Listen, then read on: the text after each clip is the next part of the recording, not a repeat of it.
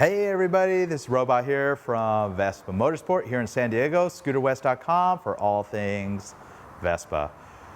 This is part 2 of my Stella, genuine Stella scooter review and get her going video.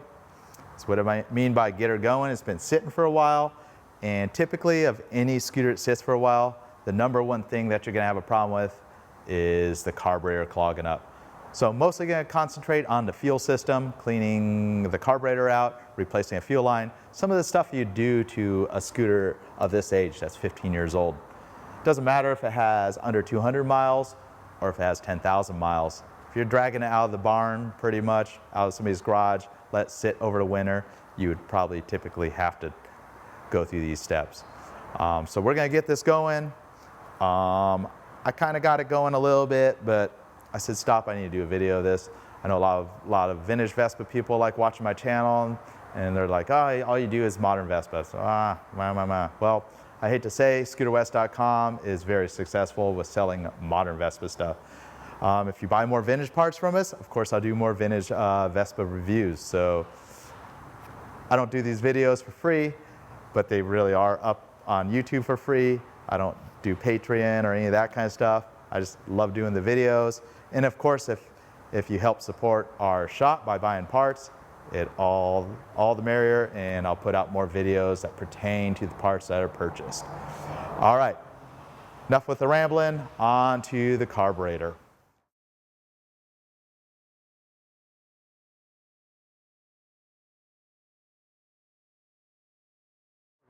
So as with most vintage Vespa large frame engines, talking 1959 later, they're pretty much this configuration.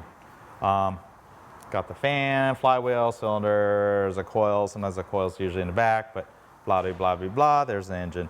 On top of it, this is called the AIRBOX right here. This is where the carburetor resides. Believe it or not, we've gotten calls saying, I don't know where the carburetor is, or you sent me a motor, it doesn't have a carburetor. I'm like, let me inform you, it's underneath this box. Typically, they're a flat or Phillips screwdriver. They remove the box. Got 2 screws. This is the larger style box that's found on the Stella and later PXs. This screw is always pretty difficult to get. You can always tell people been in there. See how there's all this grinding on the frame right there? It's because you got to have this wild angle to get the screw off. And I can tell you, this scooter, there's probably been several attempts that somebody's gone in here and got it running, whether it was in Oklahoma or somebody else has worked on it. I never saw the scooter up until the time we got it. So you got a pair of screws that come out, and then you lift the AIRBOX up and away from the frame. It's quite a tight fit. It's got some rubber grommets in there. They're still all in good shape, but typically if they're not in such good shape, you might want to replace those along with this rubber that goes around the air filter. We sell a complete rubber kit that has all the little rubber bits for the AIRBOX. I think we'll put right on the video what that part number is. Nice little kit that includes all of them. Typically, the air filter is held with two flat-bladed screwdrivers. And if you're like a mechanic, you're like, what kind of air filter is this? It's just plastic mesh. Well, the fortunate thing with vintage Vespas, they draw the air through the frame. So they're able to draw pretty clean air, not the air that's around the motor that's warm and full of dust from the tire. So they don't really need much of an air filter per se, but it relies on this air bellow being in really good shape with no tears in it. And I'm certain somebody's replaced this air bellow. There's no tears in it, which is pretty remarkable. If it was original, they typically only last 5 or so years, no matter what the quality is. So you got the carburetor. It's a downdraft Spaco carburetor, which is patterned after the DELLORTO. Spaco is a manufacturer in India that makes the DELLORTO original style carb under license. These carburetors are pretty inexpensive, so if the carburetor is completely trashed and in poor shape, I would just recommend replacing it. But we'll get the carburetor out of here, a couple steps to do so. I already know it doesn't run that well. The idle jet's clogged a couple times. I kind of got it running a little bit, but here's your choke. Take that flat screwdriver that we were already using to pull the thing, and then you just disengage that choke cable. Nice and simple. This is a little difficult to get. You may need a 10 millimeter, but I could use a long flat. And oftentimes if it's too tight to turn, you may need to put a wrench. I have the fuel tap closed. You saw a little bit of fuel come out of this. Kind of shows you the fuel tap's still working, which is remarkable. Typically the fuel taps, you don't get much life out of them with all the ethanol that's in the fuel. And I always typically just disconnect it from the banjo bolt, and I'll take the washers and stuff. So those two parts of the carburetor are disconnected. We'll get an 11mm socket, zip the carburetor right off. You got the pair of bolts that hold the carburetor down. Oftentimes you'll find these are pretty loose. That could cause running problems, but go between the two, loosen them. Throttle cable, there's nothing to really disconnect unless it's a really old Vespa where it has the cable engaged. These models, they hook into the oil pump. So that little round thing in there is your oil pump. And that's another thing. If you're getting one of these going, you got to make sure the oil pump works. They're very, very reliable, but if you have a problem such as a leaky hose or a kinked hose, it causes the oil system not to work. The pump itself is quite reliable. They're a little bit on the lean end, only suitable for a stock engine on these Stellas. Actually, back in the day when these were popular, I would machine the swish plate, which is part of the pump that's inside the oil pump. So you could set these up with Malossi kits, because that was the common failure. You put a Malossi kit, the crank would just go to, seize up, have problems, and you lose the big end bearing, or the kits would just seize themselves from lack of lubrication. So I reworked that oil pump. I think I still even have some in stock. If you're looking to build up one of these motors, ask us about that oil pump. It's a complete AIRBOX with the updated oil pump. So you can lift the carburetor right out. Pretty straightforward. I kind of like this design. It's just like pulls right out. You got the sleeve nuts with a split washer and a flat washer, but there's your carburetor. So onto the bench with the carburetor. Nice, simple, easy to rebuild carburetors. You'll need a can of some type of cleaner, or better yet, if you got a really dirty carburetor, some type of ultrasonic cleaner. One thing to keep in mind is if you want to take this apart yourself and send all the parts to us, we could put it through this ultrasonic cleaner, and the parts look like brand new. It's like uses like ultrasonic vibrations and a pretty heavy solvent, and it just scrubs all the aluminum surfaces really clean. Again, if it's really, really dirty, just throw it away. Let's see what we find. Let's jump right into it. I can tell you it did run, so it's just didn't run very well at all. So I don't think I'm gonna have too many surprises, but it definitely needs the carburetor cleaned. You got the top hat, it's got a single washer in there, and the rubber seal. Depending on the year of the Vespa, sometimes they got a fiber one. You want to replace it with the correct type. So this has got the higher top hat right here, so it uses the rubber washer. You can see that little filter is kind of collapsed. I'm going to replace that filter, so that can go bye-bye. And now I can see some of the grunge in there. It's obviously got gas in it because I did have it running. Sometimes it'll just be dried up brown mud in there, or sometimes completely dry if somebody ran the fuel tank out of gas along with the carburetor out of gas. Kind of the best preventive maintenance. Pair of screws, 2 different screws. Lift the float out.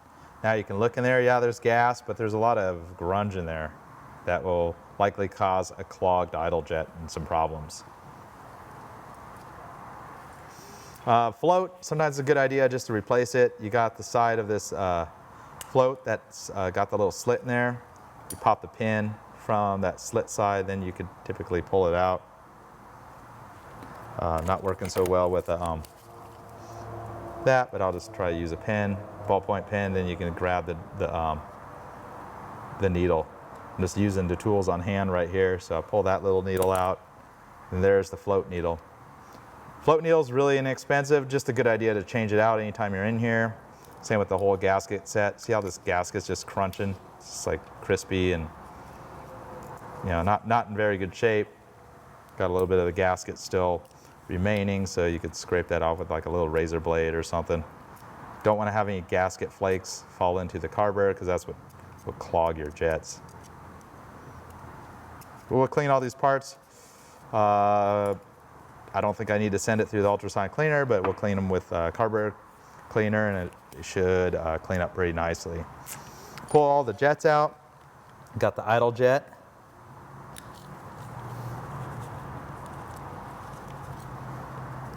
You got your main jet stack along with the mixer and the air corrector on the top. We're not going to rejet it because I just want to leave it bone stock.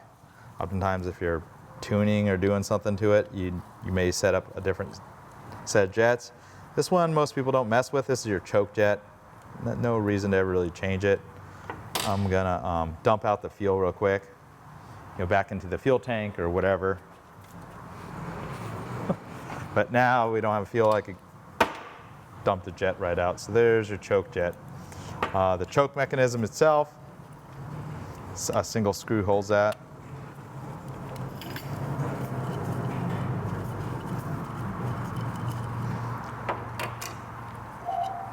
And sometimes you look at the end, sometimes if you got running problems at idle, maybe that rubber's all deteriorated, maybe worthwhile replacing that, or just replace the whole carburetor.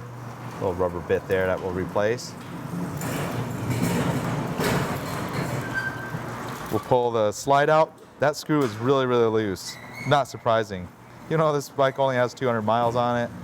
Who knows if somebody was in here, or it's not uncommon for this kind of stuff to vibrate loose. And you can see a lot of grunge right on that screw right there as well. So pull that out and disengage the spring. I can tell you one problem with this thing is this pull rod is a little, it's not too bad. I thought it is a little bent actually.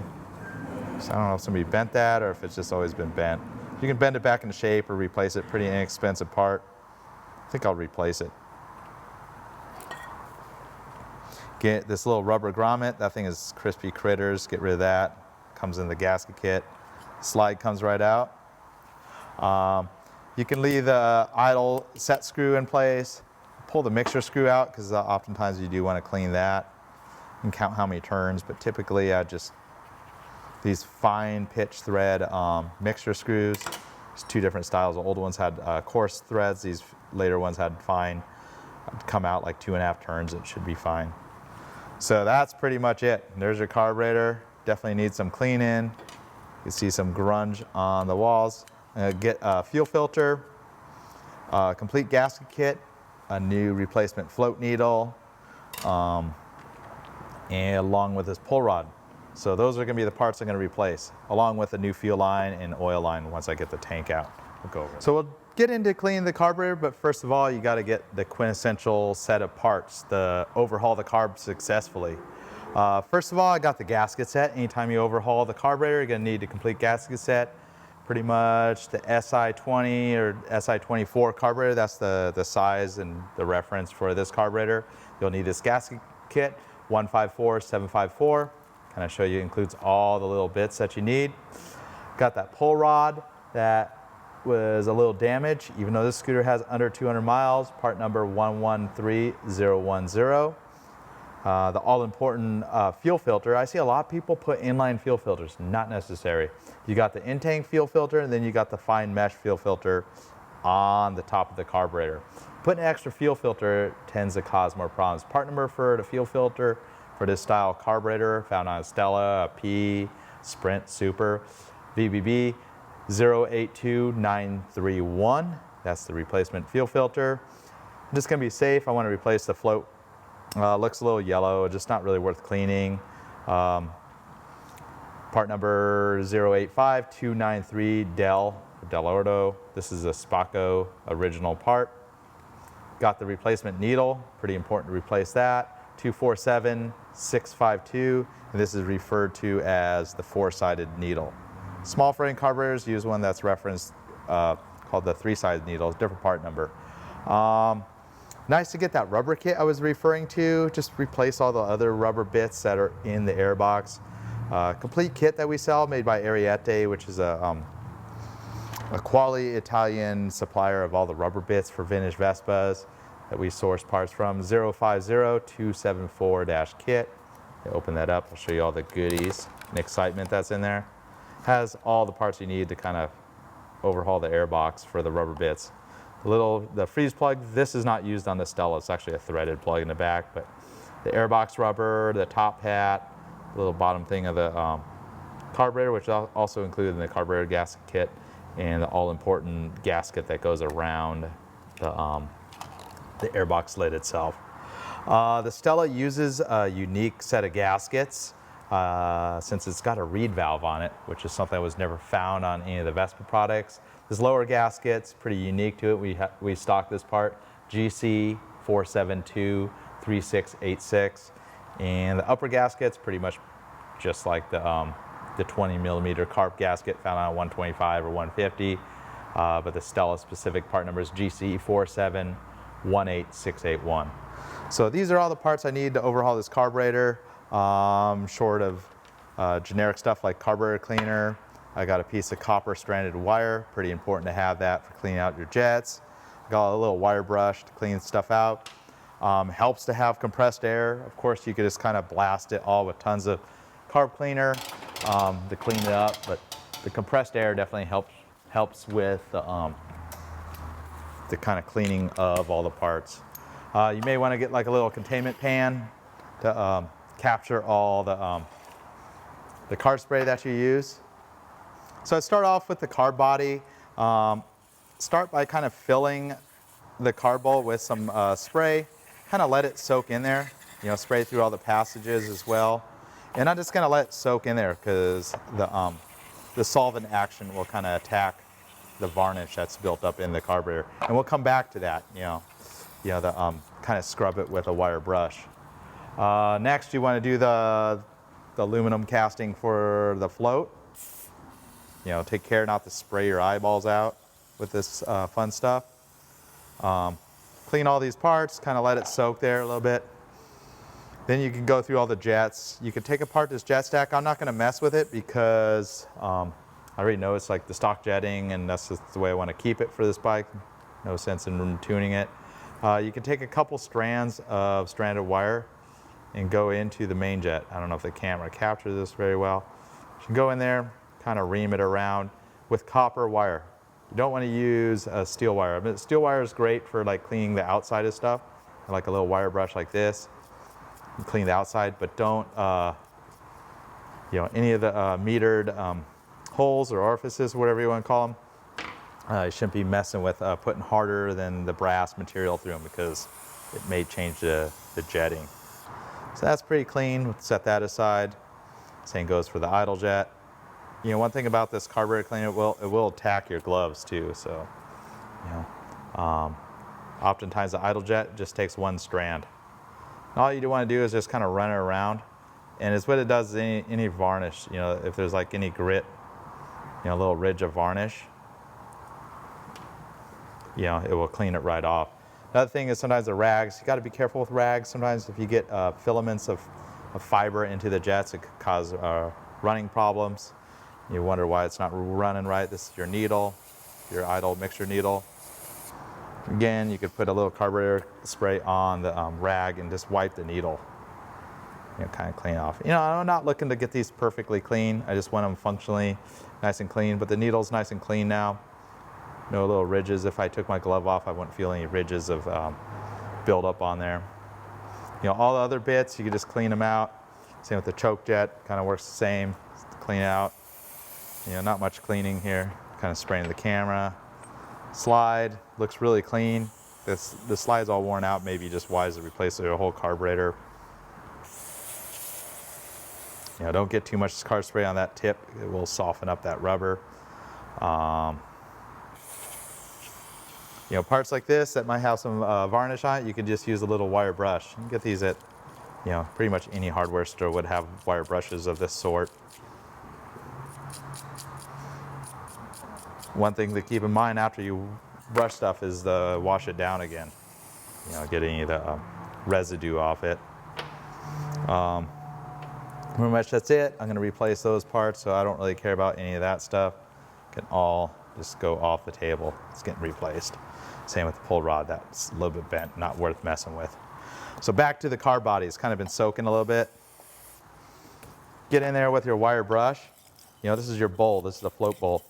And just go ahead and scrub it. Of course, the ultrasonic cleaner would do a really nice job on this without any type of mechanical scrubbing.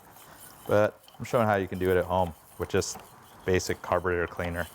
Look at that grunge in there. See, it's kind of just scraped all the grunge off, and it's kind of been absorbed into the whatever's in the carburetor cleaner, like ethanols or some type of light solvents.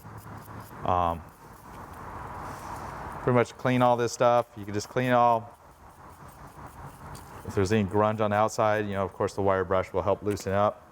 But the carburetor bowl is much, much cleaner. There's no chunks in there like there was earlier. You know, make sure you don't look away. Scott's all stepping back on the camera. Doesn't want to get any of this smelly garbage on you. So pretty much once you kind of clean it all out, use compressed air. You know, again, taking extra care not to get it in your face. You know, to blow out all the passages. You can see how it kind of blows back at you. So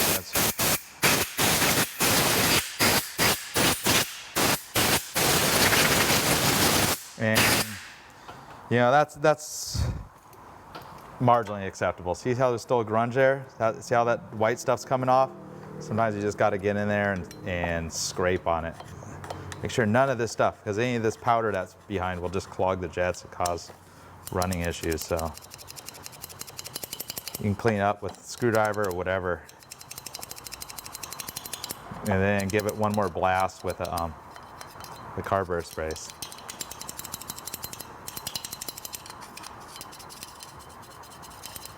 It's almost like it had moisture in there. I can tell it's like a corrosion that's built up. So I bet you it had moisture in the fuel.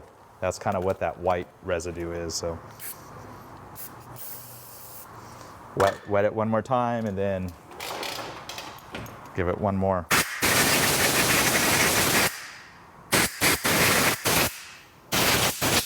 So now I would say that's acceptable. You know, like I said, if we sent it with the ultrasonic cleaner, it would take it to the next level of clean, but it will work just fine. There's nothing that's nasty debris that's left behind. Do the same with the float top. Use a wire brush, kind of clean all the parts that are in contact with the fuel. You know, same with the top. If it's, you know, that's where the fuel filter resides. You may need to get in there with a flat screwdriver, just like I did the last time. Not too many tools needed. You see, I just have a flat screwdriver. I use that ballpoint pen to pop a little needle out. I haven't really got too many tools out of the carburetor, but you can see this is breaking up some nasty stuff in there. So, yeah, there's a million ways to skin the cat per se. So, you know, there's other ways to scrape this. I'm just using what's on hand right here. So it's, you know.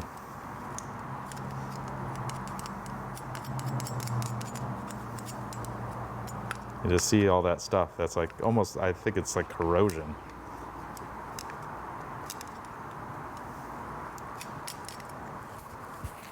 And give it a good last clean. You know, pretty important to have the needle seat clean. There's a trick where you could use a small Phillips screwdriver and just run it in there very, very carefully. You don't want to damage that brass insert. If you have a problem where it will always flood, never seat, sometimes just replace the whole entire carburetor, or you could buy this whole assembly that's ready to go with a new float needle, everything, fuel filter. It's already all built. So, all right, get rid of the solvent. Got all the parts pretty clean. And we'll go back to assembly of the carburetor. So blew all the passages out, drop all your jets back in. Use your flat bladed screwdriver, make sure there's no debris on that, you know, after I was scraping. You know. And pretty much just reverse order. Nice simple carburetors. Doesn't get much easier than this. So.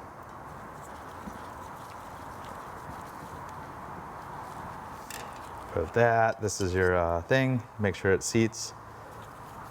You know, it kind of stands off the, until you tighten it because it's spring loaded.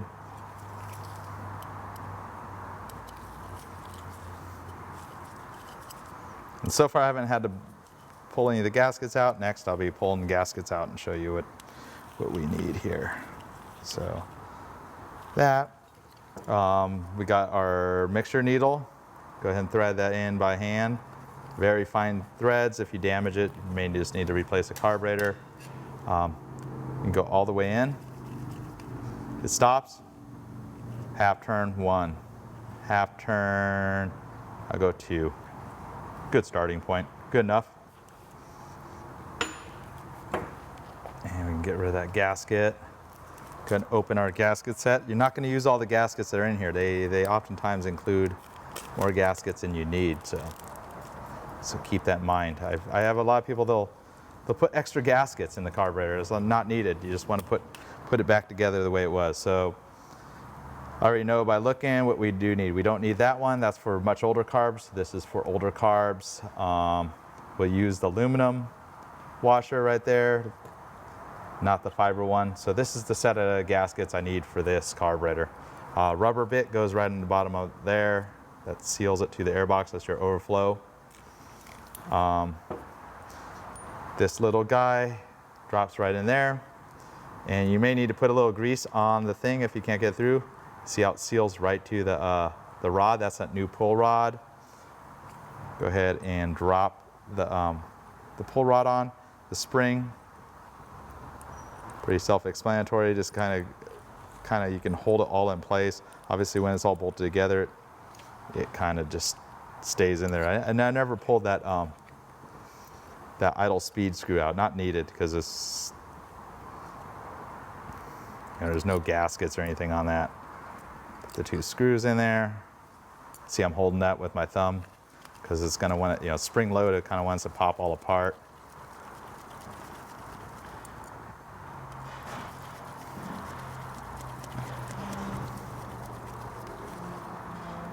Make sure you don't stab yourself with a screwdriver.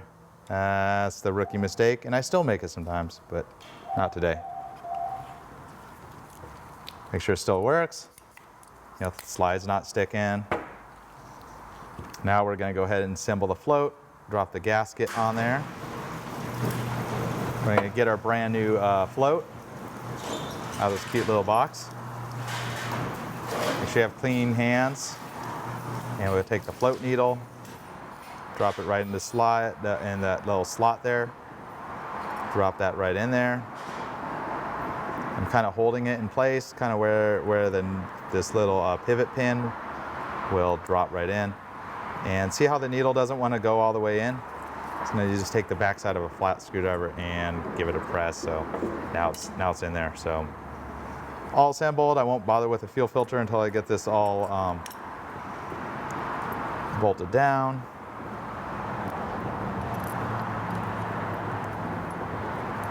Longer screw, shorter screw.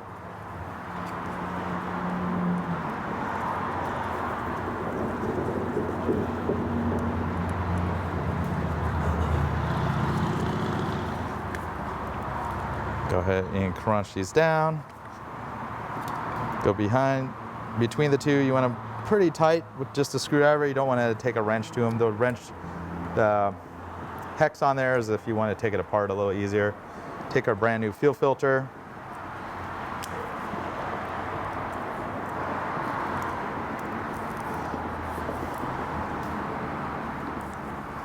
It's in this lovely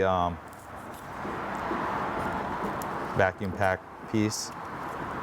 Pull the fuel filter out.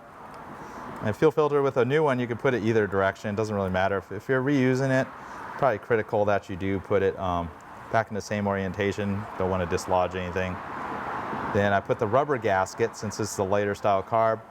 I'll take the aluminum top washer and go ahead and thread that in. Again, tighten it nice and tight with the flat blade screwdriver. It needs to go pretty dang tight for it to seal up, because that's aluminum crush washer. It takes quite a bit of force to seal up. So there's your carb. Voila, it's all done. Everything works, mechanically on it, and we should be able to put that in. Of course, I'm going to put a new fuel line. We're going to go on to that and see what kind of surprises we got. So before we put the carburetor back in, the fuel lines are like crispy critters. They're like hard as a rock. You know, all that thing's gonna do is it's gonna break. It may flow fuel just fine. I'll even show you. You know, I know the fuel fat, see how it's flowing just fine? And it's going down the engine a little bit there, but not a good idea to use a fuel line that's like a rock.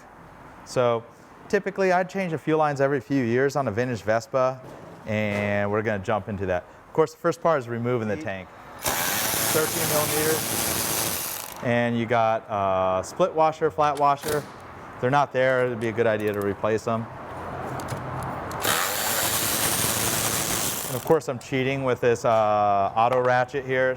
Kind of nice. The last fastener, kind of want to hold the seat because it's going to want to fall.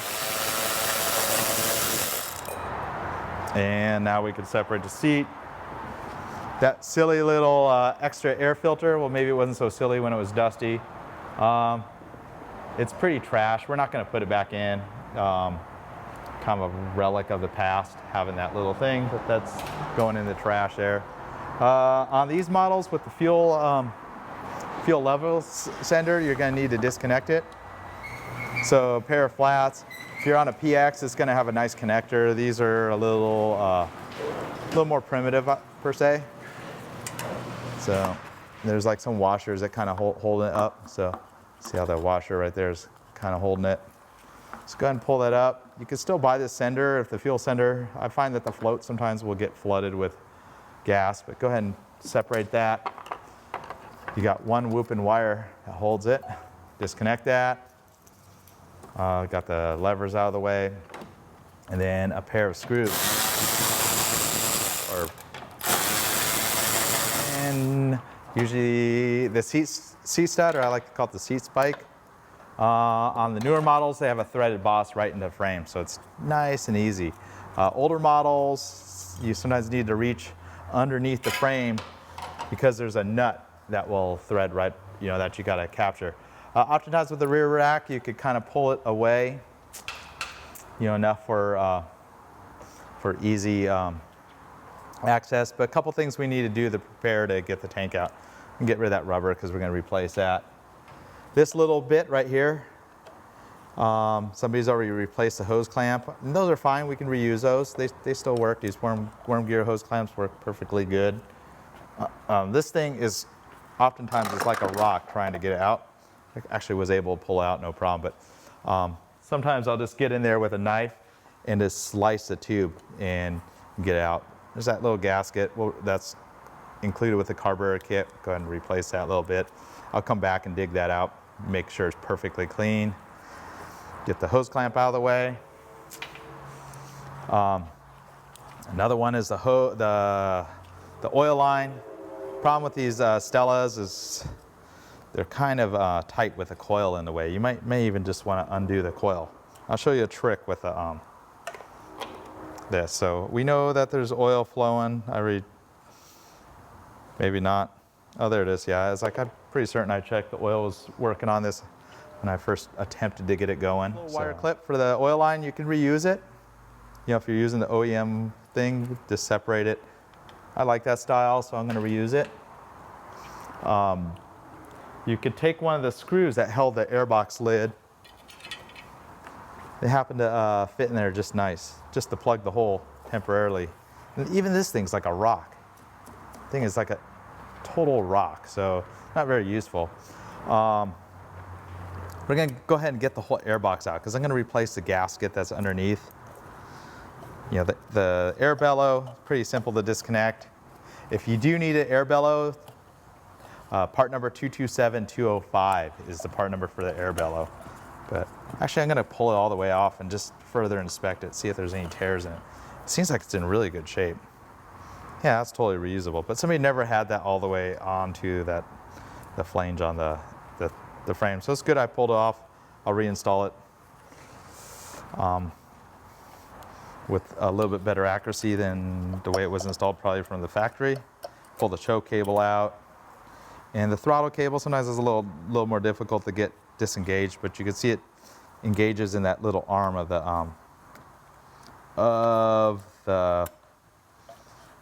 oil pump. There it is, pop it out, then you could pull the throttle cable right out. So pretty much minus the fuel line, that's everything that, you know, to pull the airbox. Some airboxes have an extra screw, you know, if they're on a Vespa, but the Stella is just a pair of screws that hold it to the thing. This fuel line is like a rock, so it's pretty hard to manipulate through the frame or through this rubber grommet.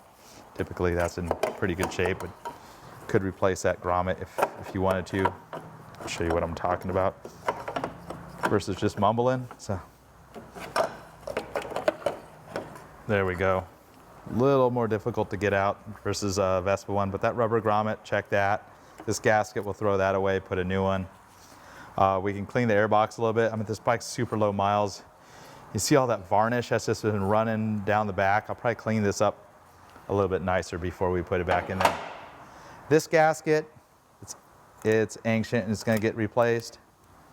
One thing I like to do with the gasket, say I'm gonna be working around here, it's pretty important not to get debris into your intake track. So is what I'll do with the old gasket sometimes is clean it off. Yeah, clean off. I don't want to do it to the new one, but I just want to protect this intake. I mean, you could shove a rag down there, but I'll take a piece of tape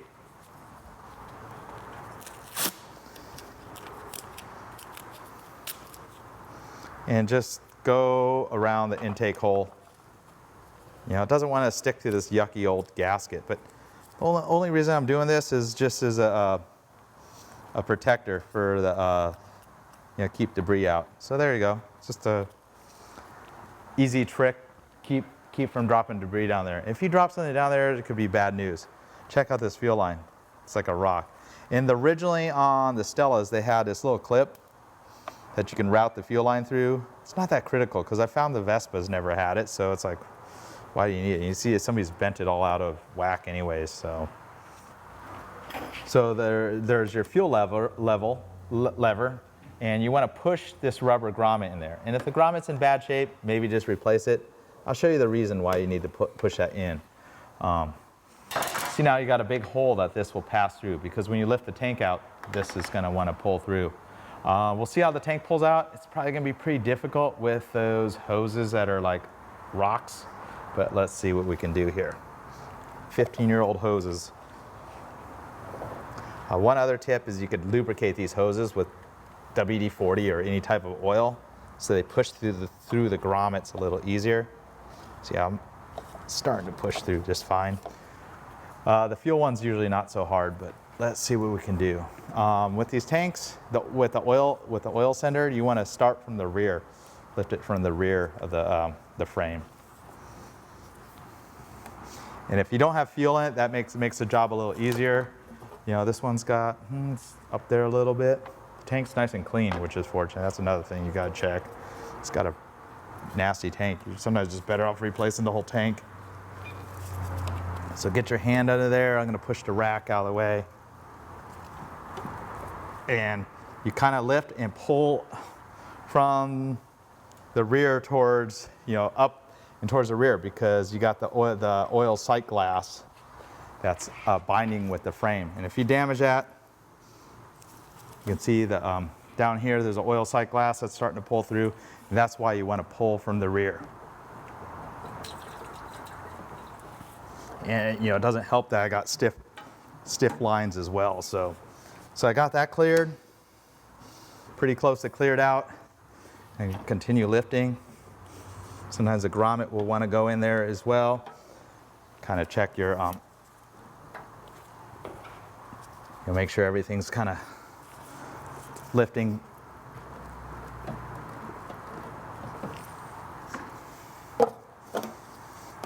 And I'll tell you, those old fuel lines don't help because they're like stiff as rocks. And so now you can see the fuel lever is going right through the hole. Pretty much the sight glass is cleared. And now we're finally able to lift the tank out. And it is really, really stiff. It's all because of those fuel line. And oftentimes what I'll do is I'll just turn it. You can kind of put a rag under here if you want to rest it on the frame. You can see that oil tank's quite full. Still in good shape, which is fortunate. Here's that grommet that I pushed in. Separate that out. from the lever. And we'll go ahead and reach in the frame and we'll be able to pull the cables out. Stellas are a little more difficult. They got all this padding in here, which, you know, makes them ride or nice and quiet, but it doesn't help with, you know, that one's not too bad. This thing's like a rock, this fuel line. And sometimes I've just had to cut them. I can see that this thing is, there we go. See how it's lifting the whole tank? The fuel line is so stiff. I'm lifting the whole tank from the fuel line. So fuel line, oil line separated. You know, be careful they don't leak gas. Sometimes it's easier if you just drain your tank. So this thing is like a rock, it's got a kink. Really important that you replace these lines with the specific lines. See, this one's even loose at the thing. It's nice and dry, so that's important. Look at your tank for cracks. Oftentimes, if you need a new tank, this is the time to do it. If there's any residue of oil, you can replace the tank. There's an original Piaggio one, 297175 PA. It's a complete tank. Includes the sight glass with the cork gasket. Doesn't include the gasket here, but oftentimes these can be reused. I'm not going to replace this tank. Still looks like it's in good shape. Oil line, CM002311. This is the thick wall oil line. You want to use the original equipment oil line. Don't bother with some other random hose that you buy at an auto parts store. It doesn't work. Two traits of this fuel line. So the right diameter is the metric diameter for the correct size. It's thick wall, so there's no chance of it collapsing. Very important. And it's clear, so you can see the oil flowing through it. This one, you know, it's been dyed by whatever oil's been in it over all the years. Not that great. So, and other important thing to replace is use an original 7mm fuel line. You can get away with using 1/4 inch or 5/16. The only difference between the fuel line that's intended for cars is it does not have, it's very soft. See, this stuff does not collapse. It's very flexible, but it's very stiff wall, so it's not likely to collapse. And this is specific for vintage Vespas. 146504-PA, and this is the OEM style fuel line for a vintage Vespa. So gonna go get a new sight glass, replace the two lines, and pretty much put it all back together. I'm going to go ahead and replace the sight glass because it's kind of looking a little beat up, and you can see some stress cracks in there. Not worth leaving it on there.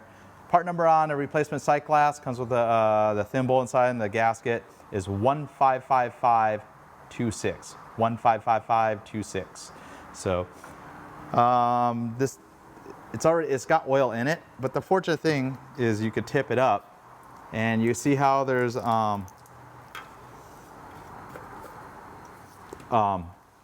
the air bubble in there, and the oil level is below the glass. So I went ahead and tipped it up, and we can just go ahead and carefully with some type of wrench, carefully unthread that, keep it tipped up. Just go ahead and thread the new one in there. Again, probably a wiser idea to drain all the gas out of this. But go ahead and just snug it just a tiny bit. You don't want to have that over tightened. So we'll take our new oil line and take the other airbox screw. I'll just go ahead and put it in there just ever so slightly, just to temporarily plug the hole. I'm going to take the clip that I had on the other end. Yeah, if you can reuse these clips, that's great because they're real compact. And go ahead and you just let the clip go. And see how this kind of has a soft grip onto the hose and right at the edge. These clips work perfectly fine for clamping the oil line. Make sure your fuel line's not going anywhere. And you could just, it's going to drip a little bit of oil, but you could just usually pry this right off. You know, obviously we'll save the clip and the screw out of this. See, it drips a little bit of oil.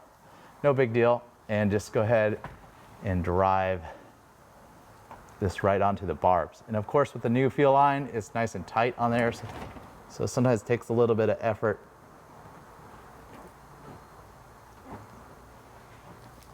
To get it onto the barb there.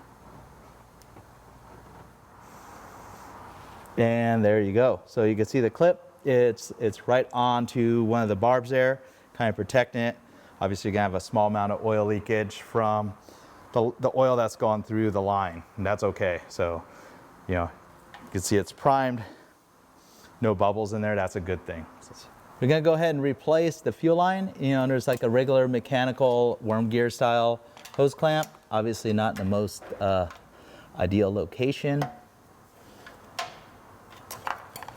We'll go ahead and get that unthreaded enough where it slides off the fuel line. We'll see how easy this fuel line comes off the barb. Oftentimes, if the fuel tap has any problems, you just want to replace it, you're going to need a special tool to do so.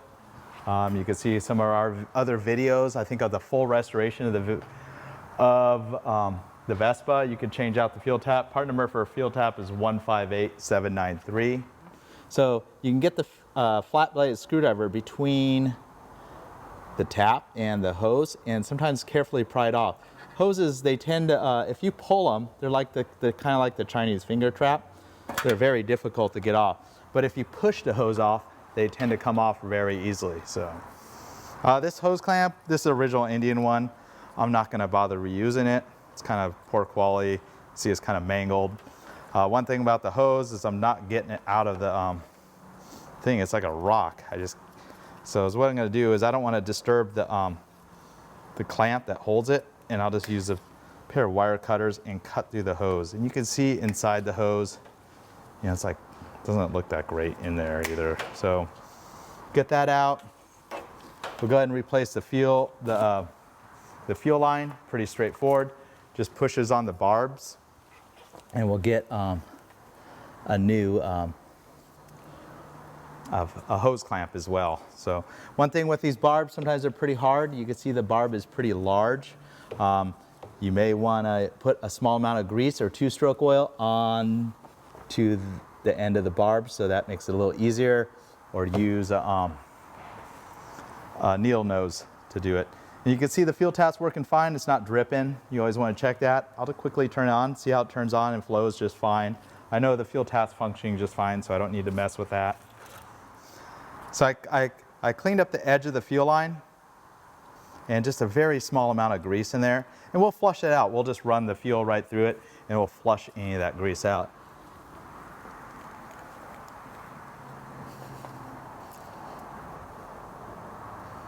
And again, you just got to push it right onto the barb, and it will start to work its way onto that.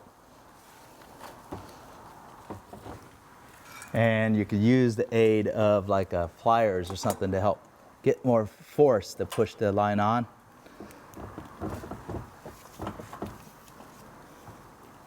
You want to just make sure you can get it on to the barb pretty far. So you can see it's all the way on there.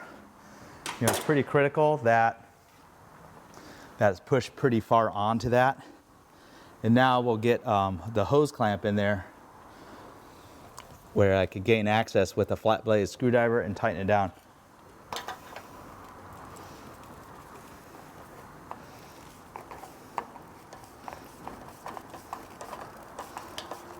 So there's that. Go ahead and route the line through the bracket that's underneath the oil tank. And now you have the pair of lines that will go right in through the tank, right about this position right there.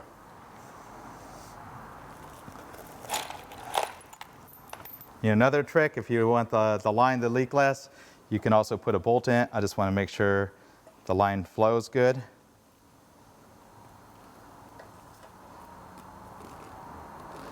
And we're all good. It flows in both positions. And we'll go ahead and put an 8mm bolt in there. You could kind of thread it in. Still a little bit of leakage will come through, but just kind of makes it easier to route through and will less likely to leak a bunch of fuel. So carburetor is all clean. The fuel tank's been overhauled with a new fuel line and oil line. You saw us struggling with the fuel line. One other tip to installation of the fuel line, make it a little easier, is heat the fuel line up itself. You can do that with a cup of boiling water. Just dip the end of the fuel line in the boiling water. Once you get the hose hot, it will be very supple and go right onto the barbs without issues. Same goes with the grommets. If you're replacing any of the rubber grommets in the frame, I always recommend having a cup of boiling water to your side, whether you do it with a hot plate or you use your mom's favorite teacup and boil some water in the microwave. Drop the rubber bits right into the hot boiling water, and you'll be amazed how soft they are once they're warmed up by 50, 60 degrees. All right, on to popping the tank back in. So I got a pair of racks to protect the painted finish of the scooter. You can see the tank is all ready to go with the brand new oil line and fuel line. I have bolts in the ends of the fuel line and oil line, kind of keep any fluid from dripping out. Another option is just have no fluids in the tank. It makes it a little bit lighter and safer to handle.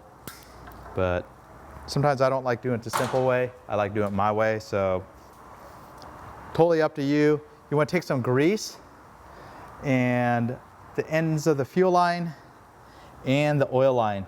Just helps if you have a small amount of grease on them, so they'll slide through the grommets without issue.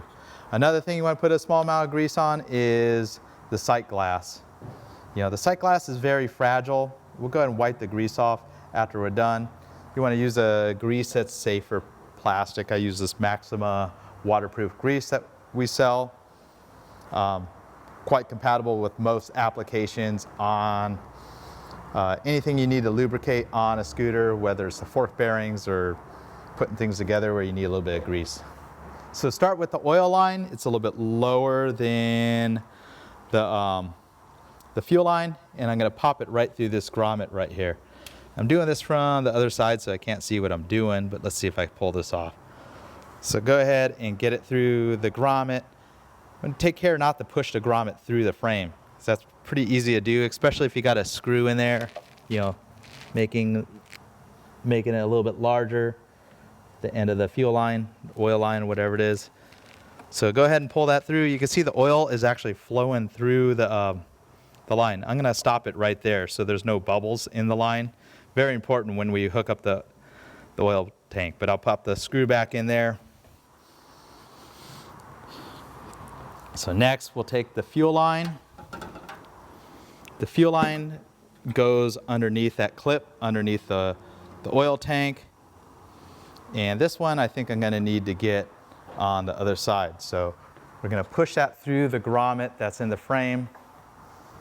You can see the grommets right here. Still in very nice shape. Oftentimes these grommets are falling apart, and I see a lot of vintage repair jobs where people just don't even bother with a grommet. Well, it's what happens over time is that the fuel line will eventually get cut because of the motion of the scooter. So I'm pushing the fuel line through, taking the bolt out since the fuel tap's off. Not really needed. There's fuel tap is keeping the fuel shut off, so it's not dripping. But if it's a couple drips of gas, not the end of the world, but do keep in mind gas is highly flammable. So go ahead and push that through. Again, there's a little bit of grease on there. Helps with pushing this through.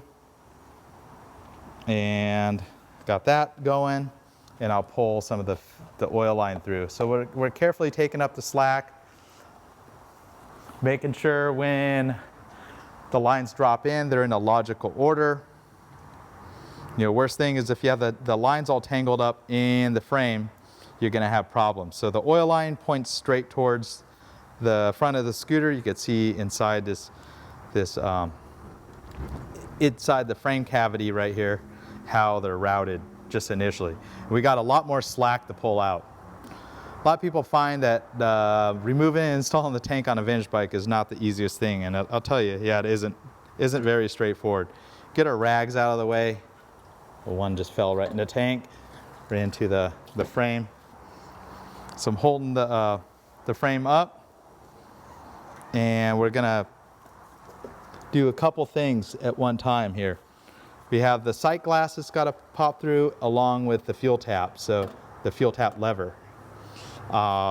Two ways to go about with the fuel tap lever. Sometimes if you turn it at a 45 degree, especially on the much older Vespas, it's going to make it a lot easier to get this little guy through. So I'm kind of using the tip of my finger to help guide this lever through. You can see it's right there ready to pop out. It's a pretty tricky job, you know, if you haven't done that before. So then the sight glass is at the very top of this rubber grommet. Very, very easy to break the fuel tap at this moment. So don't push down on the tank. We're going to take some of the slack out of both the fuel line and the oil line. May need to lift up on the tank a little bit. See how much slack just pulled out? A lot. And you want to pull almost all the slack out. If you have any slack or bundled up hose inside the frame, you're going to have a fuel starvation issue. You got to realize the carburetor relies on gravity to feed the fuel on these scooters. So you got the fuel tap kind of coming through, fuel tap lever, this grommet. I'm kind of helping using my finger. I'm carefully pushing down onto the tank and guiding the sight glass through the top of the thing. So it's the very front of the tank. You can see the front of the tank is low, the back of the tank is still high, and you kind of lever it into place, and that's how you go about getting the sight glass into place. Another option is to remove this rubber. I find it just ends up scratching up the sight glass, so I prefer to leave it in place with a lot of grease on the sight glass. And now it just drops right into place. So that's exactly what you want it to do. And the lever's through. You can wipe the grease off that. You can take the grommet. It's got a split in it, so you could pop the grommet right in there and pop it right in the place. And again, if it's really hard, you could heat that up with boiling water or use a small screwdriver to kind of wedge that back into place. So there you go. It's all in there. I'm not going to bolt down the tank right this moment. I want to test everything, make sure we have proper flow of both the oil and the fuel before we move forward. So got all the slack pulled out of the oil line. I'm going to wipe any grease off it. If I hold the oil line up, you can see how the air drops in because it's going to equalize with the level of the oil tank that's much lower in the frame. If I move it down, nice thing with a nice new clear line, you can see the flow. There's no bubbles in this line. And what I typically like to do is just leave one little bubble. See how there's just last little bubble? And the reason being is that's like a little verification bubble when we hook up the oil line to the oil pump. The fuel line, again, I got all the slack out of it. On the Stellas, they do have this clip on the fan shroud that it goes into. You could separate that from the shroud. I don't know why they do that because the original Vespa never had that little clip. Maybe it's a nice thing, maybe not, whatever. We're going to hold the fuel line. I'm going to test the fuel flow. It's going to flow down the back of the motor. I'm just going to quickly turn on the fuel line. There's two reasons we're doing this. We want to check the flow and also purge the line. So I'm going to turn the fuel tap just to the run position, or where it's straight up, and just see if it flows out. Yep, see, that's a pretty good flow. See how it's gushing out? Pretty good flow. If it's just dribbling out, just with little drips, there's probably a kink in your line or you got an issue with your fuel tap. Very important that you have good fuel flow with these vintage Vespas. Next, we'll get the airbox all back together. You can see I have the old gasket in here with a piece of tape when I wasn't working on it. It's very important not to allow any debris that drop down into the intake. Being an LML from this era, or Stella, they have a reed block in here. You can see the reed block in there. This is your oil pump gear. We're going to go ahead and drop the gasket in. Two trains of thought. You could grease up the gasket or you could put a sealant on it. I'm a little wary about putting sealant because it tends to clog up the oil injection system, but I'll go ahead and grease the gasket up. So I have the Stella gasket, the base gasket that is, to the airbox with a small amount of grease on it. And it only goes one direction, drops right into place. Next we'll take the airbox that I've cleaned up.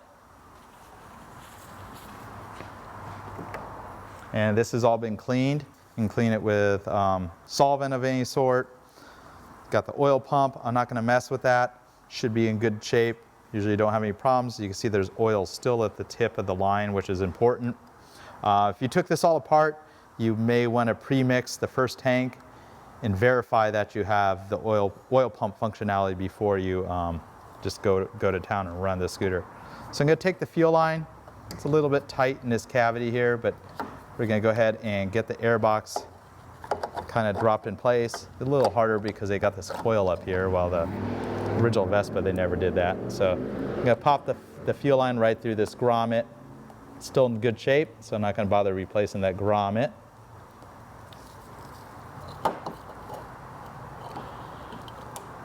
And carefully drop the whole entire air box right onto the pair of studs of the thing.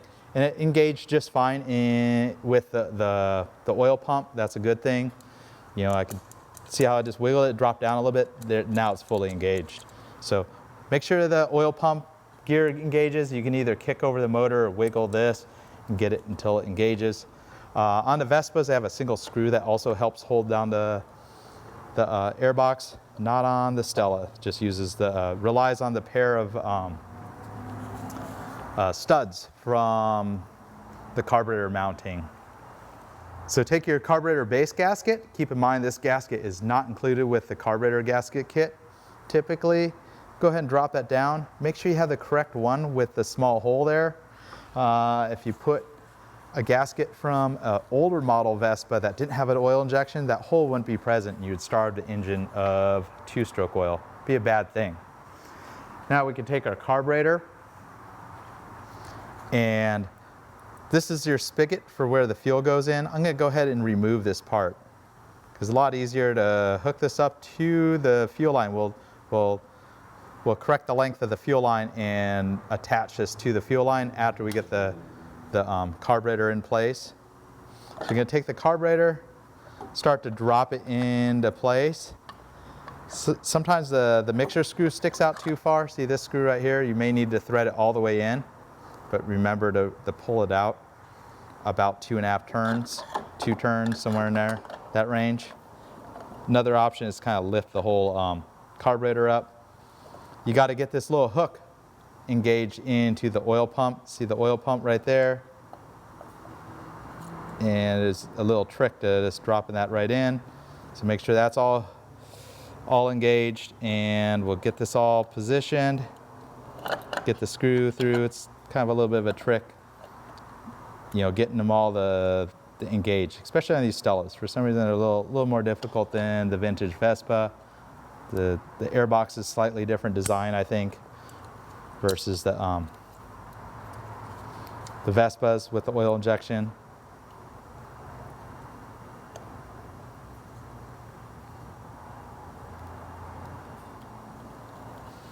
And now we could kind of get this in place. Make sure it's all there. It's all seated down. Now we'll put the pair of bolts that hold the carburetor in place. So we have the pair of carburetor mounting bolts. These are a special type of sleeve nut. Not necessarily a bolt, they look like one. They got a lock washer and a special 9mm flat washer. They're unique parts to the Vespa. Go ahead and drop them in place. Obviously take care not to drop the washers into the carburetor. I'm kind of using my finger to help guide these special nuts in place. And I'm just using an 11mm socket on extension to kind of get them started. Don't want to go to town and tighten them. And one thing, keep in mind, if you don't tighten it easily, you could easily warp the carburetor body. So kind of going between the two. Make sure the air box is seated down, taking just a quarter inch drive with a small extension, and just going between the two. You know, right now I'm just going against the resistance of the lock washer. Nice thing about the vintage Vespa or a Stella is you could gain access to the jets. Pretty unique design with this downdraft carburetor. You know, there's nothing else really like it. It has 2 wheels and a motor. Now I'm going between the two. If you want to torque these with a torque wrench, 11 foot-pounds. That's all you need to do on these two. Just going between the two and snug them. And if you over tighten this, so what happens is it distorts the carburetor body, and then the carburetor would no longer open the slide sticks. So not a good thing to have happen. So carburetor's all tight. Now we can start hooking up the fuel line, the oil line, and both the choke and the throttle cable, along with the air bellows. So we're gonna go ahead and trim the fuel line to the correct length. I don't just wanna go to town and cut this. Right now, if I pull it, see how it pulled out a little bit? I wanna push it back just a little bit. And I would say just underneath that banjo is about where you wanna cut it. And your mileage will vary. Sometimes the fuel lines are a little bit different, just how they're routed. So every time you replace the fuel line, you gotta do a custom cut, right there. And I use the side shears, cuts the fuel line rather cleanly. Another option is to use a rather sharp new razor blade. I'm gonna take a worm gear style hose clamp. That tends to be the easiest type to use. And now I'll take the banjo bolt for the fuel line. You put a small amount of grease on the barbs. And again, if it's a little hard to put hot water on this, but you may need to fight it a little bit. It's really important that you use the correct kind of fuel line for these Vespas and Stellas.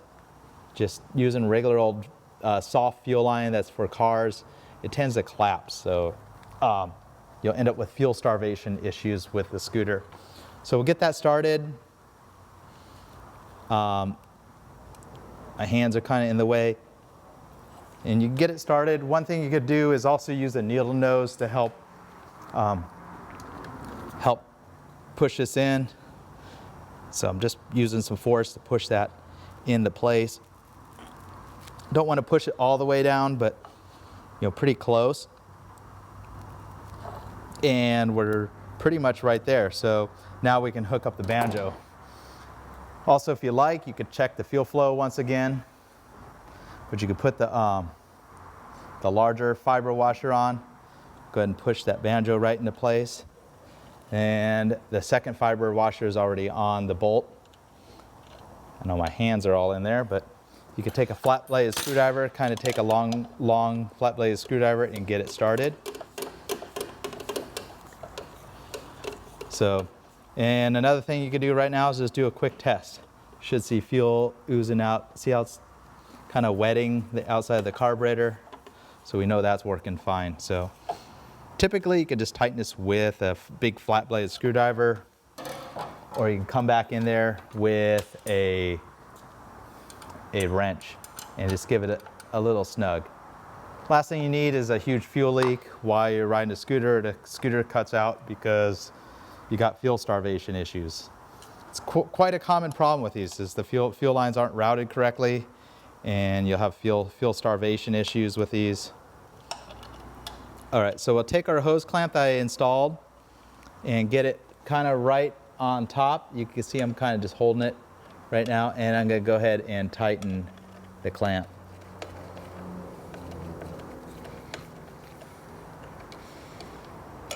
And I'll pull that away from the body of the carburetor so that the large part of the worm gear in the clamp isn't touching the airbox, and that'll do it. Doesn't need to be all that tight, but tight enough to have a good grip so it doesn't pull the fuel line. So there's a small amount of slack in the fuel line, so when the motor articulates with the suspension, it doesn't yank the fuel line too tight. And we got the carburetor hooked up, or the fuel line. We could turn the fuel on and kind of monitor the carburetor. If you see gas dripping down the back of the motor, it means your float's sticking.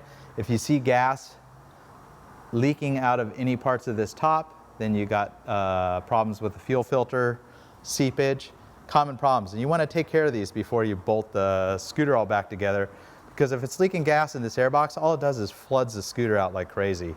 And when you have a flooded scooter, it's really, really difficult to start. It's not good for the motor. But I'm leaving the fuel on, kind of monitoring the carburetor while we move on to some other tasks. So I'm going to put the air bellows on.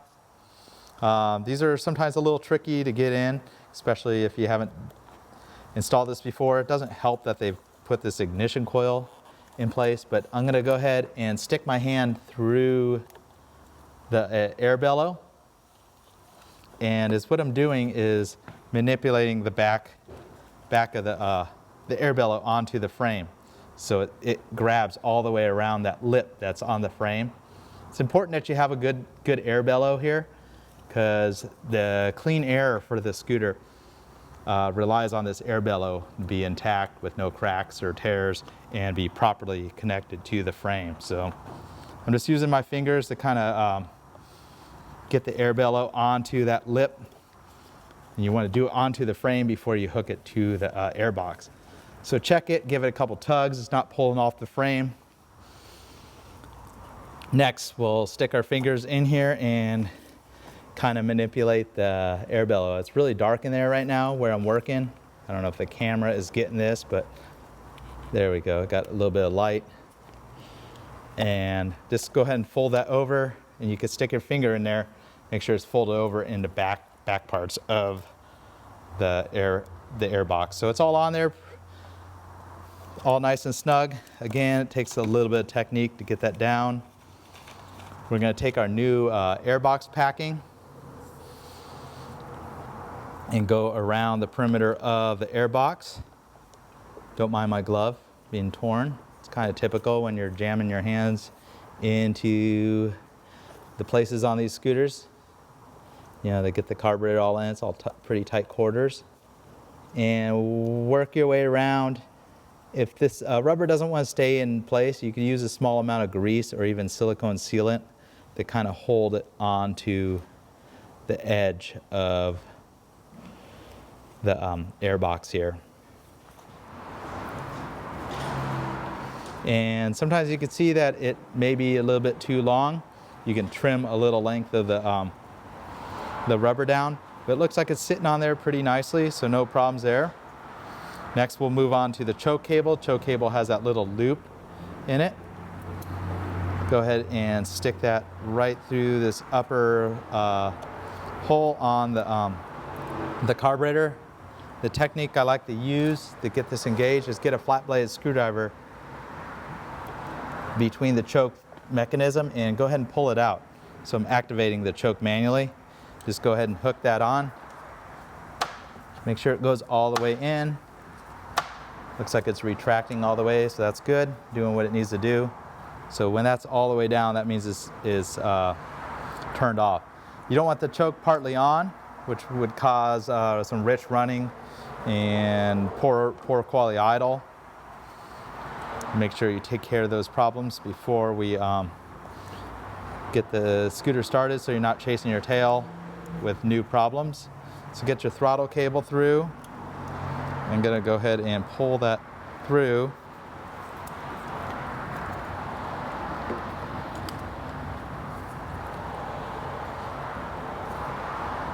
And with this part, so what I'll do is I'll get the cable pretty close.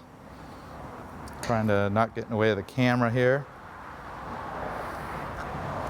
And we'll get see how the cable's just right on top of that?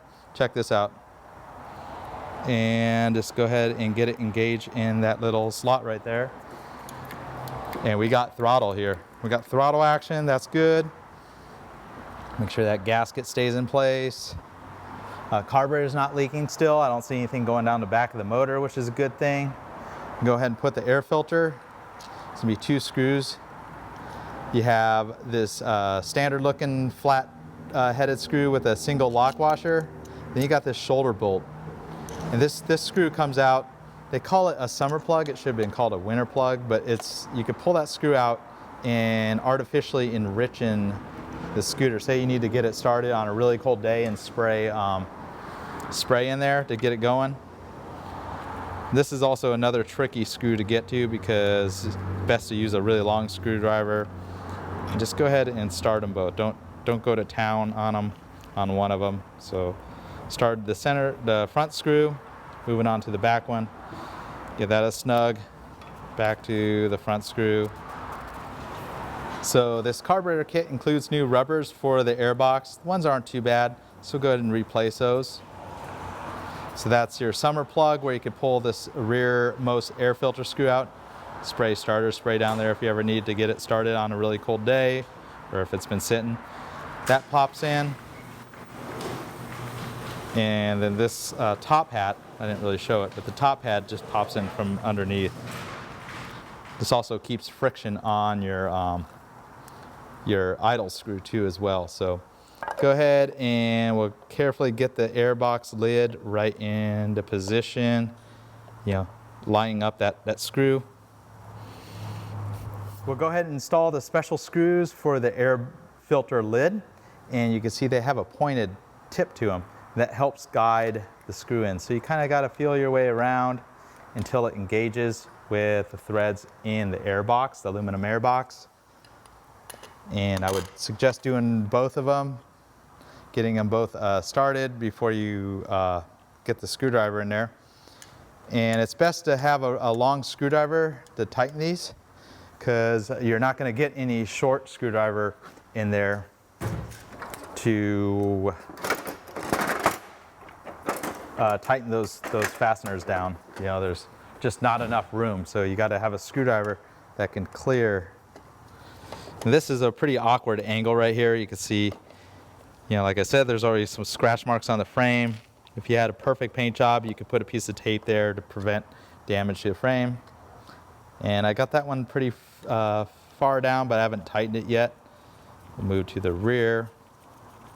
I'm just betting it's all work. We could start the scooter without the air filter lid on it, but I don't see any leaks from the carburetor now that the fuel tap's been on for several minutes, not leaking anything out, which is a good thing. And so we're doing pretty good. Next, we'll go ahead and hook up the oil line. So I'm going to remove that screw,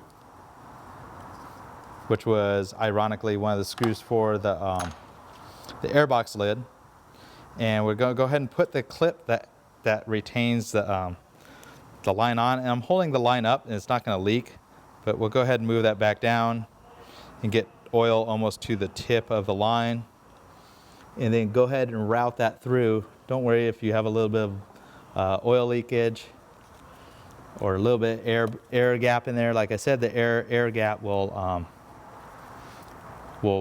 monitor the oil line, make sure it's working. This line is usually pretty difficult to get onto the this barb here, or it's not even a barb, it's just a straight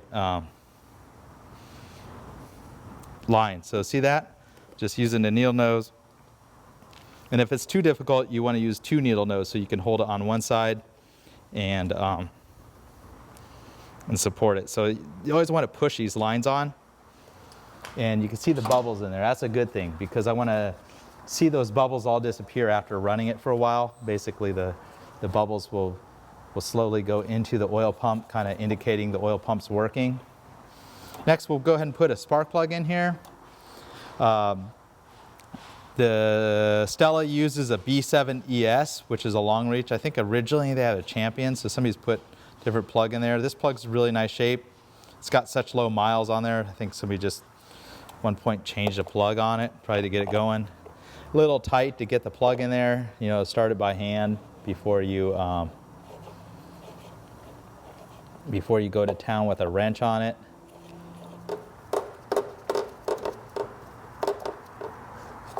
And once it bottoms out, you can get a wrench on there and go ahead and snug the spark plug.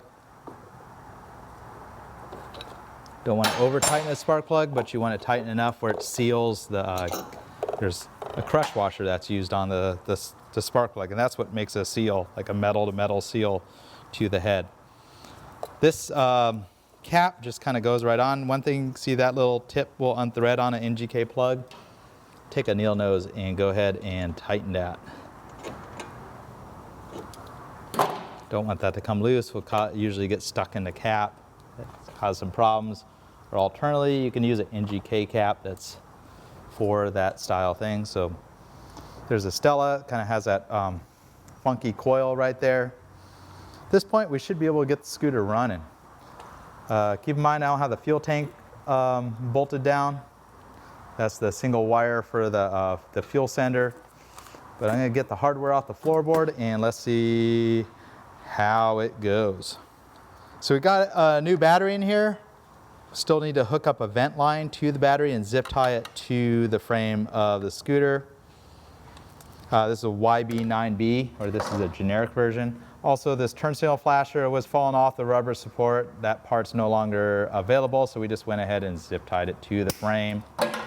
So typically the battery straps on these old Stellas, they've all rotted away quite a long time ago. The one thing with the new replacement battery strap, there is 2 different lengths, but typically they're pretty difficult to get hooked onto this little hook right here. So you see I'm using a flat bladed screwdriver just to lever it on, let go. Now the battery's all in place and held securely with the rubber strap. We'll go ahead and get the hose hooked up. And we'll turn the key on. There's the lovely turn signal flasher. Turn those off. Pull the clutch. Oh, there's no start. So I did some basic steps to troubleshoot the electric start. I didn't hear a click. So this is your starter relay right here. Leads me to believe maybe the coil's bad in it, which is kind of unusual for low miles. Well, I checked it with an ohm meter, it's fine. The fuse is fine, we know because the turn signal beeper came on when I turned the key on. Well, I moved up to the front where they have a number of electrical connections for the Stella. There's going to be 2 modules located underneath this horn cover. This is a switching module, and its whole purpose is to, once you start the scooter, it changes the tail light and some other parts of the scooter that are running off the battery to run on the AC current that's generated from the motor. So it's not necessarily the regulator, it just switches the power to the lights from the battery to the scooter's magneto or the alternator. The other module that could be concerned for the starting is this is called the starter interlock module. And what it does is it detects when you pull the clutch lever in. It also has a wire that goes to the neutral safety switch on the selector box. So you have to have the scooter both in neutral and pull the clutch while you push the start button to get it started. Well, as what I found is probably a defect from the factory. This connection was not very tight. It's pretty tight, you know, you can see how the wires all move when you steer. This thing has pulled out, connected it back up, and now it cranks over without issues. So now that we troubleshooted the electric start system, makes it a lot easier than just kicking the scooter over, although you could easily kick the scooter over, much like any vintage Vespa. We're ready to start the motor. I went ahead and squirt some oil into the intake of the carburetor before I buttoned it up, and also a small amount of oil that I put with the fuel, which is important on first start because we don't know if the oil injection's working perfect. So we'll go ahead and turn the key on. Fuel's been on for quite a long time. It's not really leaking anything. Want to do this outside if you're going to start because it's typically going to smoke quite a bit. Pull the choke. So the choke's full. Make sure it's in neutral. Don't want the scooter rolling away and you don't know how it's going to work, and let's see what happens. That was pretty easy.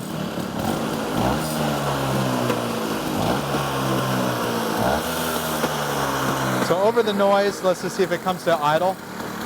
Whoa, look at that, it's idling. So had my flat-bladed screwdriver at my side. Typically 2-stroke motors, they don't need much choke. They only need a little bit of choke to get started. And that's about, you know, maybe that's a little low. Let's go up. Obviously, once the motor's all the way warmed up, it may need a little bit more idle. You don't need an RPM gauge. It's just like the pop, pop, pop, pop, pop, pop, you know, kind of where it likes it. So now the motor's warmed up for about a minute and a half. And we'll go ahead and engage the flat-bladed screwdriver into the mixer screw. We're going to go backwards. It's getting a little slow. And if I go in, it's going to lean it out. And typically the idle speed sometimes will go high. That's a little bit too lean. I can just hear how it sounds.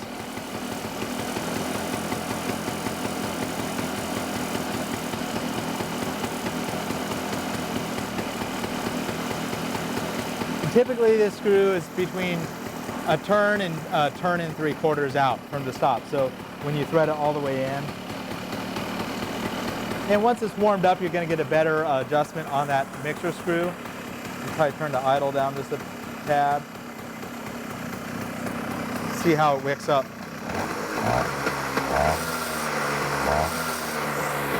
Sounds pretty good to me. There's no dead spot, and that's with the stock jetting of the carburetor on this Stella. So.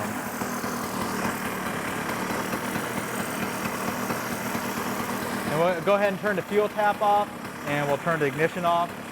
Sounds pretty good. So this is the best part about the two-strokes, the smoke. Probably not good to breathe just like smoking, but only a two-stroke can give you this two-stroke smoke.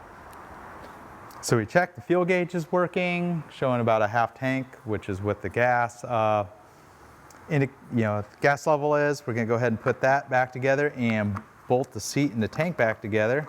Always want to verify. The worst thing is when you put something together and then you find you have problems with the part and you got to take it back apart. It's no fun. Little flat washer and split washer, kind of like old school style. These weird brass knurled finger nuts or whatever you want to call them. And another one. Other thing is I ran the bike. I was watching those bubbles in the oil line and I saw them moving. So that's all you need to notice is the oil is moving through the line. The only way you're going to detect that is if you have a bubble in the oil line. So we know that we're getting oil flowing into the oil injection pump. The fuel tap works, it shuts off. I mean, we had the tank out with the fuel tap off. No issues there. We've got a couple pieces of hardware here. Hold the rack on. Normally they didn't have a rack, but this one has like a little tang that will kind of hold the wire in place. I'm pulling the rack forward to kind of get it started.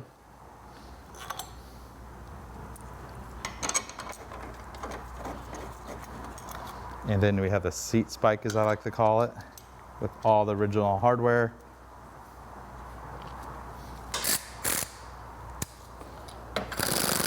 Oops, wrong direction.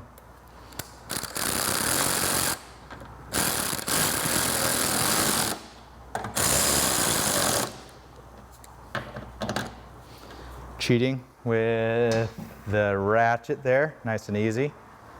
Go ahead and put the seat on. Flip the seat over.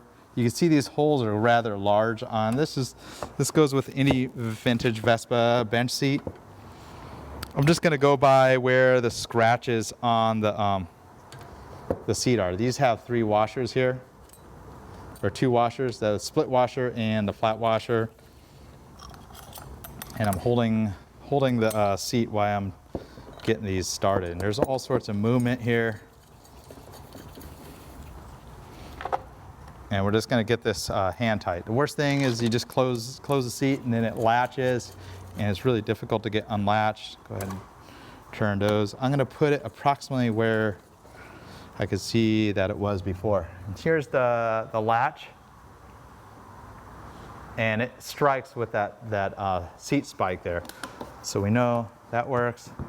And there's a lot of give in where it wants to go. So see how it kind of hangs up a little bit? You know, I have it probably right about there. That's pretty good. So I'm going to carefully move it up.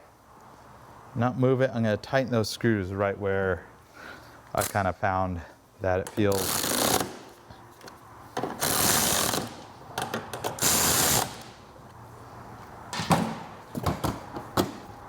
Latches and unlatches. Exactly what I wanted to do.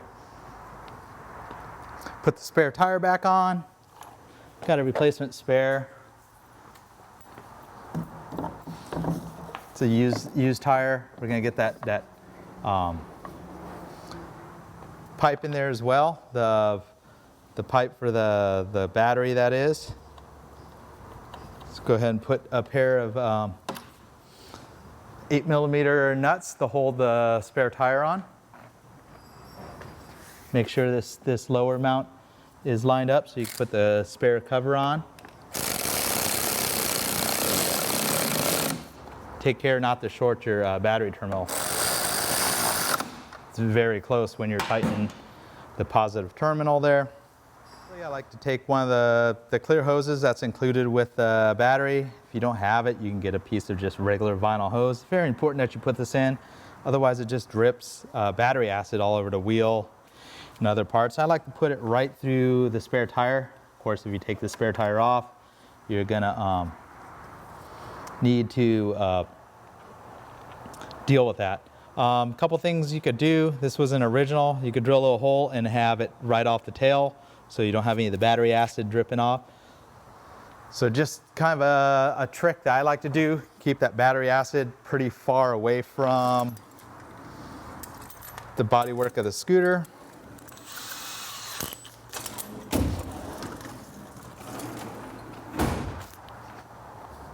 So a little trick I like to do is just drill one little hole here.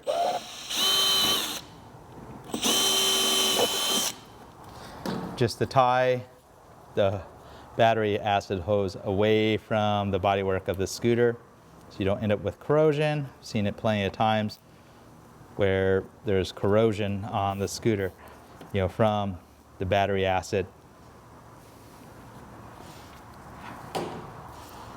So we know everything's working on this left side cowl, so go ahead and pop the cowl on. If you're not familiar with how these latches work, on both the Stella, the LML, and the PX, this latch comes out. You can see how the latch kind of pulls in and pulls the cowl into the thing. So go ahead and engage this little guy right into this peg right here. The hook is right up here. It kind of hooks into that metal thing.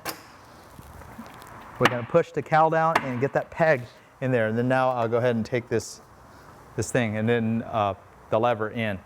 Now let's check the turnstiles. See, the turnstiles are working, that's good. Oftentimes you'll have issues with that, and it's the contacts in the cowl that may be having an issue. So we're gonna go ahead and change the gearbox oil. You can see there should be normally an extra bolt that holds this in place, but there's a pair of screws. I rarely ever see these sound isolators, or whatever you want to call it, diaper. I call it the diaper because it has absorbent material in it, and it usually gets all saturated with oil. Remaining on the Stellas. Most people have long removed them and discarded them. But this this kind of pries out of the way. You could even see it's soaked up whatever oil that has leaked out of the motor. The Vespa's never had that. This is going to be your fill. Go ahead and crack that right now. It's already loose. So we never tightened that. I don't know if that was from the factory or what the deal is. There's a crush washer on there. We'll go ahead and replace that crush washer when we put it back together. And then there's going to be an oil drain that you're going to need a 11 millimeter socket to get access and drain the gearbox oil from. So it's best to do this with a warm engine so the oil flows out. I can tell you this has never been off because it's very, very tight. Or somebody severely tightened it, over tightened it here. 11 millimeter wrench. Take the oil drain bolt, it's 8 millimeter threads on there. And again, it's got a little crush washer just like the fill. Go ahead and replace that part. Not really a reusable part.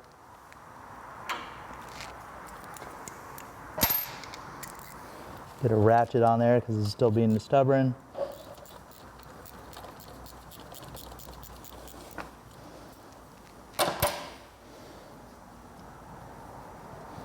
And voila, draining the gearbox oil. Smells a little gassy, not surprising, and there's not much in there either.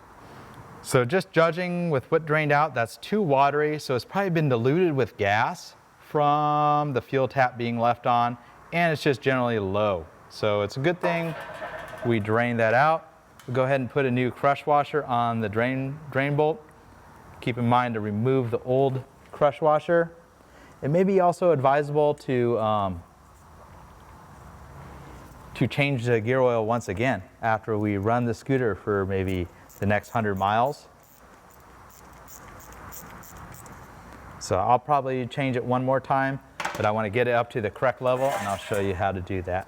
So I have the equivalent of a ketchup squeeze bottle here with the modal trans oil, which is a 10W30 oil that's compatible with the wet clutch and the gear case found on the Vespas.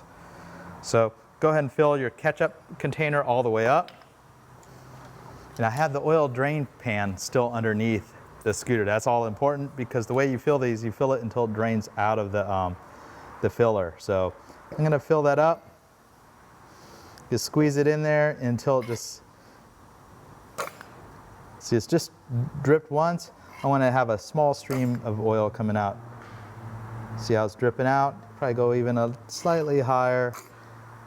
And that's right at the right level, right when it's dripping out.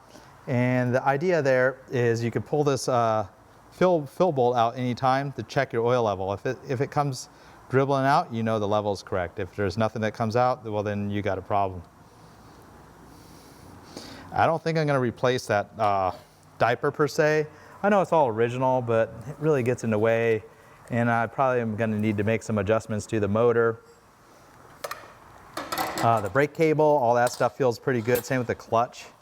Can show you where you would adjust those cables if you needed to, with the included toolkits of the scooter. So underneath here is that's your rear brake pinch right there, and this is your adjuster bolt right up here. And if you need to make adjustments to your clutch, you need to take the free play out of the clutch, this would be your clutch adjustment right here. And up here is the shift cables. Oftentimes you don't need to make adjustments to those. They felt rather tight, but you could use the pair of those adjusters to get the neutral dot centered on the handlebars, along with taking the slack out of the shifter. So the front brakes are pretty mushy. I'm not sure if we're going to need to rebuild the master cylinder and caliper, or worse, replace them because of the age. They do work okay. It's just, I think the fluid is original. And typically with the brake fluid, you want to change that every 2 years. I'm going to go ahead and take this rubber plug off of the bleeder nipple. And we want to get a wrench onto that bleeder. And it's a little difficult on the Stella because they got that remote reservoir shock. So on the top of the brake bleed nipple, we have a vacuum bleeder hooked up. Another option is just to use a section of clear line, and you'll be able to modulate that this bolt, you know, the drain bolt, you know, as you flush the brake fluid. I'm going to pull it open just a little bit, see if any brake fluid comes out. See that dark brake fluid coming through? And I'm going to go ahead and close it just for a moment. And we're going to go ahead and open the master cylinder and fill it with fresh fluid. All right, remove the 2 screws from the master cylinder. You want to make sure it's pretty clean all the way around the master cylinder. You don't want to get any dust in the system. Oftentimes, if there's leakage from this stuff, it's just best to replace these parts. They all look to be good. The brakes work good when I took it on an initial little test ride, but you can see that brake fluid looks like garbage in there. It's really, really dark. Just probably ancient brake fluid that's original from the bike. I'm going to go ahead and vacuum pull all that out. So I've been at this for over 30 minutes. The brake fluid was very, very bad. It had a lot of particles in there. I had to clean the master cylinder out. You see some bubbles coming out? I finally got it to a point where I could get fresh fluid through the system. So I'll do a couple more flushes, and then we can call this done. Wasn't an easy job. That's the problem when you don't flush the brake fluid for over 15 years. Typically you want to flush your brake fluid every 2, maybe even 4 years at the very longest, but pretty important oversight. But it definitely took a while to get this bled, but now it's all good. It's building up pressure in the master cylinder. We'll have the fresh fluid in here. We'll put the reservoir back in, put the wheel on, take the scooter for a test ride. And with the horn cover on all these Stellas, every single one broke. I'm talking when they're brand new, they would break. It's just the plastic's pretty brittle. Don't want to repaint a whole one. So you can see I wrapped a little bit of fiberglass cloth in there, put some epoxy all around it. I'll tell you one thing, I'm not a fiberglass dude. Doesn't look pretty, but it's definitely holding right now. One thing with these covers is there's so much stuff going on here underneath these horn covers. No wonder why they broke. You can see that it even kind of bulges with the wires, trying to tuck them all in, you know, is like a little bit of an ordeal on these scooters versus the Vespas that have the wiring a little bit nicer underneath this cover here. So I get the 3 screws that hold the horn cover back in place very, very carefully because 3 screws holding plastic. It's a recipe for more cracks that I don't need. One thing about the badge is that little genuine badge, you could replace that with a Piaggio badge. That was a common mod that a lot of people did. They wanted their genuine Stella look more like a Vespa, so you buy the whole set of Vespa badges, but I'll probably put the genuine badge up here back in place. And from the inside of the glove box is the other pair of screws that hold the horn cover in place.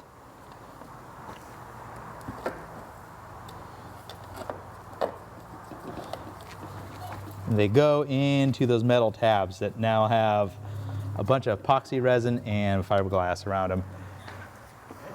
There's one other thing you want to check on a Vespa that's been sitting for a long time. When you're sitting on it, pull the clutch in, push it, turn it in gear, and make sure the scooter still rolls. And if I let go of the clutch, it engages. Oftentimes the clutches are quite stuck. The plates, you know, they'll physically stick together from old fuel varnish and oil, just from the clutch not being used for several years. So you always want to check that. Otherwise you'll be in for a surprise when you pop it in gear with the clutch pulled and it will just take off on you. So double check that. Go ahead and open the door. Let's see if it starts. And I'm going to take it on the maiden voyage. Low beam works. Make sure all your lights are working. Got front. Got more troubleshooting there. See how that one's intermittent? It's probably got like a dirty ground if you can hear me over the thing. Horn, high beam. All right, let's see what it does. All right. Feels good so far. Let's go down the road. All working good. Shifts through all 4 gears. Feels pretty good. Feels like just like a new scooter. Probably take it for another 100 miles of a shakedown. Just make sure there's no issues. Sometimes you'll end up with a carburetor that clogs back up and has an issue. And then I'm going to give this scooter a really good detail, including buffing the paint.